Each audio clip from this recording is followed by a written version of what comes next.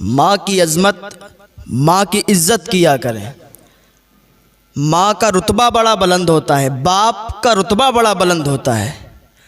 माँ बाप अगर राज़ी हैं तो अल्लाह भी राज़ी है।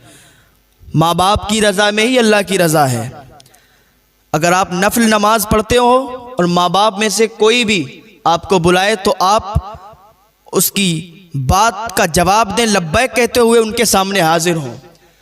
एक आबिद शख्स था, इबादत गुजार था, रातों दिन अल्लाह ताला की इबादत करता रहता था। एक दिन उनकी माँ उनसे मिलने के लिए आई। ये शख्स नफल नमाज पढ़ रहा था। उनकी माँ ने आवाज़ दी, बेटा मैं आई हूँ, मैं तुझसे मिलना चाहती हूँ, मैं तुझसे मुलाकात करना चाहती हूँ। बेटा मुझसे मिल ले आके, मुझसे दो बातें कर ले आके। लेकिन ये नफल नमाज पढ़ रहा था। इसने सोचा, या अल्लाह मैं नमाज पढ़ रहा हूँ, नमाज तोड़ूँ या माँ से मुलाकात के लिए जाऊँ। या अल्लाह इधर माँ बैठी हुई है, माँ मुझसे मुलाकात करने के लिए आई है और मैं तेरी इबादत कर रहा हूँ, नफल नमाज पढ़ रहा हूँ। या अल्लाह मैं क्या करूँ।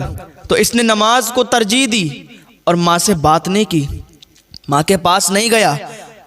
माँ वापस लौट गई। दूसरे दिन फिर माँ आई। माँ ने फिर अपने बेटे को आवाज़ दी, बेटा मैं तुझसे मिलने के लिए आई हूँ, मैं तुझसे मुलाकात करने के लिए आई हूँ, बेटा दो तीन बातें मुझसे कर ले, बेटा मेरे पास बैठ जा, मुझे सुकून हासिल हो जाएगा। ये फिर नफल नमाज पढ़ रहा था। फ़ौरन इसने अल्लाह की बारगाह में अरीज़ा पेश किया, या अल्लाह मैं नमाज तोड़ूं तो माँ के पास जाऊं। इसने नमाज नहीं तोड़ी। फिर इसने नमाज को तरजीह दी, नफल नमाज को तरजीह दी और माँ से मुलाकात नहीं की।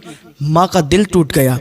माँ मायूस होकर फिर घर वापस चली गई और माँ ने इसके लिए बद्दुआ कर दी, या अल्लाह ये मुझसे मुलाकात करने के लिए नहीं आया, ऐ मेरे परवरदिगार इसको तू जलील और रुस्वा कर, और जब तक इसको मौत ना देना, जब तक ये जलील और रुस्वा ना हो जाए।